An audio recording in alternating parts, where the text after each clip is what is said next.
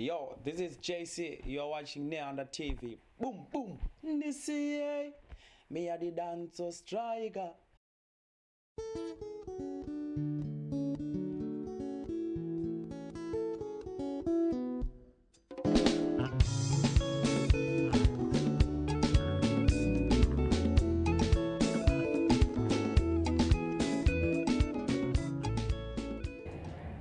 Hello Zimbabwe, and thank you for joining us on Nehanda TV. The name is Lance Guma. We're very honored today and privileged to have a legendary Zimbabwean musician, Oliver Mtukudzi. Thank you for joining us. A lot of people were surprised, Nesho-ish, because obviously for a lot of people growing up, it was always thought there was a big rivalry between you and Thomas Mapfumo. Was that a media creation that the two of you didn't get along well? I don't know what to say because I don't know anything about it. No rivalry at all. No rivalry. So it's just people picking up on the fact that maybe two great musicians and there's a bit of competition. In art, there's no competition at all. And there's no artist better than the other. God doesn't duplicate talent. It's you and you alone. And there's no better you than you. So there's no competition at all. No rival. I don't know about this story. I'm just hearing from you. I attended the show in Leicester, and my favorite song had to be the one on Who is a Hero. In that song, you ask the question, do you have to be dead to be declared a hero? Just talk us through the song and the message in it. What were you saying? Well, the song came up when I realized the definition of a hero back home was just not the right translation of the word hero itself. And I tried to remind people that the people like Safiro Matsikatiri, people like Jairus Jiri, they're also heroes. And maybe heroes should be celebrated while they're still alive.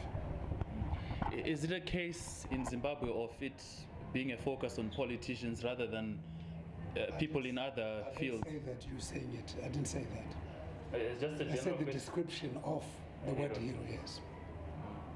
But it would be a good idea to have something separate for the arts industry. Do you think maybe people in the arts industry could come up and find a way of honoring people? I mean, we've had a lot of people, Andy Brown, Tongai Moyo, people who've passed on, and there doesn't seem to have been... What I'm saying is heroes should be celebrated while they're still alive. That's my point. Okay. You are 60 years old and have 60 plus. 60 plus, and have some 60 albums under your belt. Some are saying 50. 61. 61, okay, 61 albums. That's an average of an album a year. It might sound like a silly question to you as a musician, but for ordinary lay people, for us, we are fascinated by how you remember the lyrics for so many songs, 61 albums. Well, I remember the lyrics because when I write a song, and from the day I start writing the song until when it's recorded, I will have played it over 75 times and so on. So definitely the lyrics stick in your head. One of the hardest things as a journalist is to cover a negative story around someone as likable as yourself. If you were to give your assessment of Zimbabwean journalists and how they've covered you, particularly with reference to last year, I mean, a lot of people acknowledge that you were the newsmaker of the year. What's your assessment of Zimbabwean journalism? I think people are trying to make money, and their focus is not on their journalism. Their focus is on how much they make when they write a story. So for me, survival of the fittest. You think maybe the media has been unfair towards you at times? The media will never be fair to anyone. Media won't be fair to anyone, but because their focus is to survive. It's not to come up with a good story, no. It's to survive, to make money out of it. So you can't stop one from surviving. What would you pick as the best moment of your career? When I come up with a song, that's the best moment. Coming up with a song. What inspires you? How does that happen? Does it, when you see something happening in your life and then you say, wow, I could... For as long as there are people, there's always something to talk about. And if there is something to talk about, then there's something to sing about. How would you trace the way your music has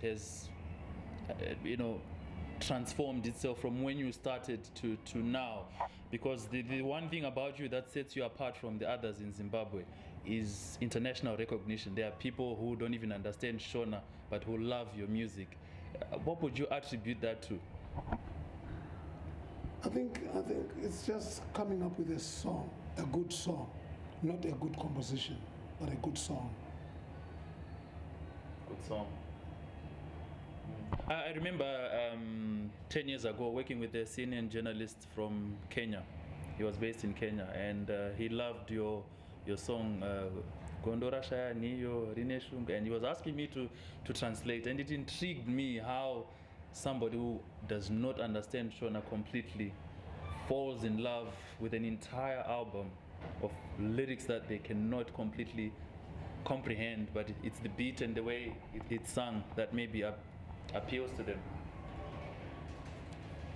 Well, I wouldn't talk on behalf of him, but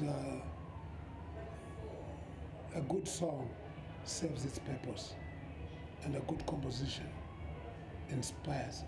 It just impresses, is the correct word. Good compositions impress, and good songs heal. They touch the heart.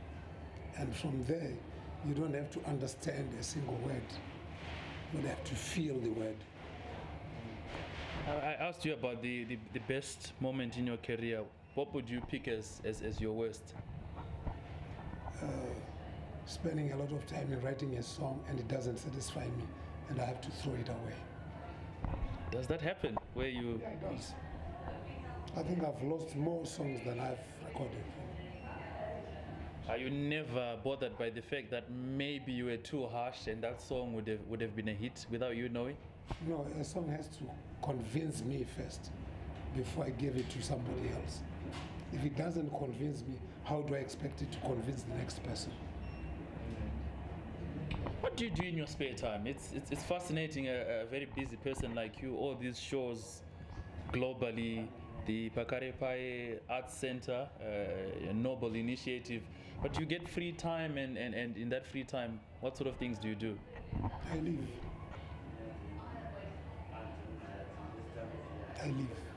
the free time. Spending time with family? Yes. You've completed this UK tour. Where next are you going? We're actually traveling to the United States and Canada. For shows there? Yes. You've been asked this many times. Do you see yourself at any point saying, Pangu pese ndasakura ndazunza, I am now taking a rest? Every human being takes a rest. The day you die, you rest in peace. Well, Zimbabwe, that's been Oliver Mtukudzi joining us on this first ever edition of Nehanda TV. I must say it's been an honor having you on the show. Thank you very much.